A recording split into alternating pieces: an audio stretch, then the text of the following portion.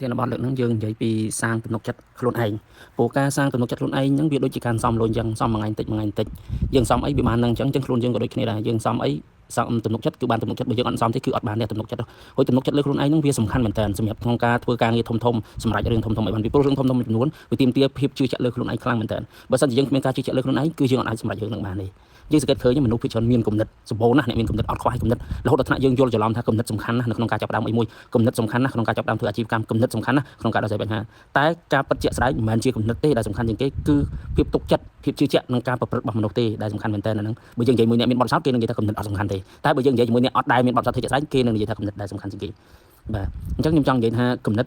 វាចង់និយាយថាបើយើងថាអត់សំខាន់សោះក៏វាកើតដែរសំខាន់តែវាមិនសំខាន់ខ្លាំងទេបើធៀបទៅនឹងការធ្វើជាក់ស្ដែងអញ្ចឹងអត់ខ្វះអ្នកមានគំនិតតែអ្នកដែលធ្វើមែនតើអត់សូវស្អីគឺដោយសារតែគ្មានទំនុកចិត្តលើខ្លួនឯងហើយបានគ្មានទំនុកចិត្ត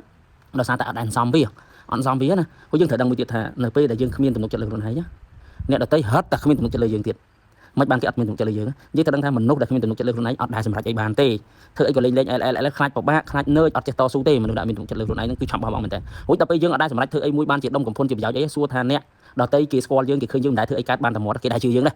គេមិនដែលជឿយើងទេព្រោះអត់ដែលឃើញយើងធ្វើអីកើតព្រោះយើងធ្វើអីលេងវាថាអូកំណត់ហមដល់ពេលចាប់ដើមបានបន្តិចបញ្ហាមុំយើងបោះបង់បាត់យើងរត់ចោលបាត់ហើយមនុស្សអត់មានទំនុកចិត្តលើខ្លួនឯងចឹងត្រូវសំវាអញ្ចឹងត្រូវសំទំនុកចិត្តលើខ្លួនឯងតាមរបៀបណាការសន្សំទំនុកចិត្តលើខ្លួនឯងគឺតាមរយៈការរក្សាកិច្ចសន្យាជាមួយនឹងខ្លួនឯងកុំក្បត់កិច្ចសន្យាជាមួយនឹងខ្លួនឯងអាហ្នឹងគឺជាការសន្សំទំនុកចិត្តជាមួយនឹងខ្លួនឯងឥឡូវរក្សាកិច្ចសន្យាជាមួយខ្លួនឯងរបៀបម៉េចឬគឺត្រូវរក្សាទូចដែលយើងសំលុយកាក់អញ្ចឹងណា100 200រៀលមក500រៀល1000រៀលអញ្ចឹងបើយើងឧទាហរណ៍ដូច100 200រៀលស្រួលសំអញ្ចឹងអាហ្នឹងវាដូចជាការសម្រេចការងារទូចមកយើងនិយាយថាខ្ញុំនឹងបាត់ពុកព្រឹកហ្នឹងហើយការងារទូចអញ្ចឹងយើងបាត់ពុកអាហ្នឹងដូចយើងសំលុយ500 1000អញ្ចឹងស្រួលសំឯងការងារកាន់តែបាក់ទៅវាធ្វើឲ្យយើងត្រូវមាន commitment ក្នុងការធ្វើវាបានអាហ្នឹងដូចយើងសំលុយកាន់តែច្រើនអញ្ចឹងដូចគ្នាអញ្ចឹងយើងព្យាយាមធ្វើរឿងពីទូចទៅមកថាមុនចូលគេងត្រូវលាងជើងឧទាហរណ៍ណាអញ្ចឹងត្រូវទៅក្របលាងជើងខ្ជិលមិនក៏ត្រូវក្រោកទៅលាងជើងដែរមុននឹងចូលគេងត្រូវងូតទឹកអញ្ចឹងត្រូវទៅងូតទឹកមុននឹងចូលគេងត្រូវដោះធ្មេញអញ្ចឹងត្រូវទៅដោះធ្មេញត្រូវធ្វើហ្មងធ្វើការងារហ្នឹងបានយើងសន្យាមកខ្លួនយើងធ្វើគឺយើងត្រូវតែធ្វើបានមុននឹងចូលគេងត្រូវអានសៀវភៅបានមួយទំព័រអញ្ចឹងត្រូវតែអានឲ្យបានមួយទំព័រហ្នឹងឲ្យបានព្យាយាមធ្វើរហូតតយើងចាប់ដើមជឿលើខ្លួនឯងដល់ពេលយើងជឿលើរឿងទូចអញ្ចឹងយើងចាប់ដើមរៀនធ្វើរឿងធំរៀន challenge ជាមួយនឹងរឿងដែលធំជាងហ្នឹងអាចថាអានសៀវភៅបានកន្លះម៉ោងអញ្ចឹងទៅសរសេរសឲ្យបានពីរទំព័រអីជារៀងរាល់ថ្ងៃអញ្ចឹងទៅអញ្ចឹង commit ធ្វើវាឲ្យបានអញ្ចឹងណាហាត់ប្រាណឲ្យបាន30នាទីជារៀងរាល់ថ្ងៃអញ្ចឹងទៅអញ្ចឹងយើង commit វាធ្វើឲ្យបានធ្វើអញ្ចឹងអាភាពទុកចិត្តលើខ្លួនឯងហ្នឹងវាកាន់តែមានច្រើនទៅហើយដល់ពេលធ្វើការក៏ចង់ព្យាយាម commit ក្នុងការងារយើងអីគេបើយើងសោះអញ្ចឹងយើងសន្យាមួយខ្លួនយើងថាប្រឡងឲ្យបានល្អរៀនឲ្យបានចេះឲ្យបានចំណាត់ថ្នាក់ល្អអញ្ចឹងយើង commit ធ្វើបានតែពេលយើងដាក់ធ្វើបានយើងចាប់ដើមជឿលើខ្លួនយើងទុកចិត្តលើខ្លួនយើងធ្វើយើងហ៊ានធ្វើរឿងធំជាងហ្នឹងធ្វើការងារធំជាងហ្នឹងរួចគេដែលស្គាល់យើងគេមើលមកយើងឃើញយើង commit ពីច្រើនបានយើងដាក់អីយើងធ្វើបានថ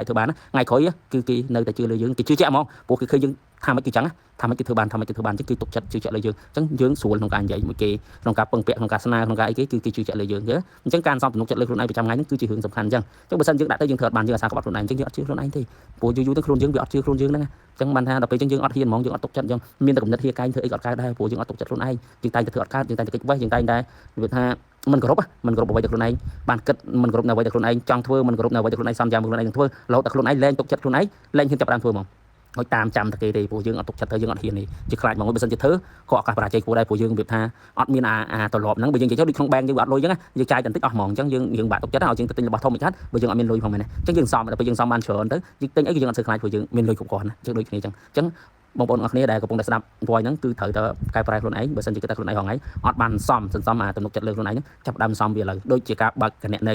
ីសន្សំលុយក្នុងធនាគារដែរគឺបើកគណនីក្នុងការសន្សំទំនុកចិត្តលើខ្លួនឯងហ្នឹងសន្សំវាដាក់វាហងៃតិចក្តីច្រើនក្តីដាក់ទៅយូរទៅគង់ទៅបានច្រើនទេដាក់តូចបានតូចដាក់ធំបានធំដាក់លុយធំសល់លុយធំដាក់លុយតូចសល់លុយតូចសន្សំចង់និយាយទំនុកចិត្តធំវាធ្វើអីទំនុកចិត្តរបស់យើងក៏កើនឡើងមានន័យថាយើងសន្យាជាមួយនឹងកិច្ចការធំយើងធ្វើបានទំនុកចិត្តក៏កើនច្រើនដែរយើងសន្យាខ្លួនឯងជាមួយការងារទូចយើងធ្វើបានអានឹងទំនុកចិត្តវាកើនឡើងទូចទៅតាមនឹងដែរដូចគ្នាប៉ុន្តែគាត់ថាការចាប់ផ្ដើមពីដំបូងខ្ញុំលើកទឹកចិត្តឲ្យចាប់ផ្ដើមរឿងទូចបានទេមិនចាំធ្វើរឿងធំទេឧបមាហាត់ប្រាណហាត់តែ1នាទីបានទេមិនធ្វើច្រើនអញ្ចឹងបើថាអានសភៅអានតែប៉ុន្មានមួយទំព័រអីបានទេអានតែមួយទំព័រឬក៏អានតែ1នាទីក៏បានដែរក្នុងការ start ដំបូងណាដើម្បីកុំឲ្យយើងមានអារម្មណ៍ថាវាបាក់ចាំយើងស៊ាំប្រហែលជាមួយខែទៅយើងស៊ាំជាមួយនឹងទូចចាំយើងធ្វើអាធំជាងនឹងតិចទៅអានឹងយើងអាចធ្វើបានដែរអញ្ចឹងថ្ងៃក្រោយមកយើងអាចធ្វើកិច្ចការធំធ្វើកិច្ចការអស្ចារ្យបានអញ្ចឹងខ្ញុំសង្ឃឹមថាបងប្អូនដែលបានស្ដាប់ប្រធានបទហ្នឹងនឹងបានយល់ហើយធ្វើការផ្លាស់ប្ដូរបើសិនជាដឹងថាប្រធានបទហ្នឹងពាក់ព័ន្ធជាមួយនឹងខ្លួនឯងបាទសូមអរគុណ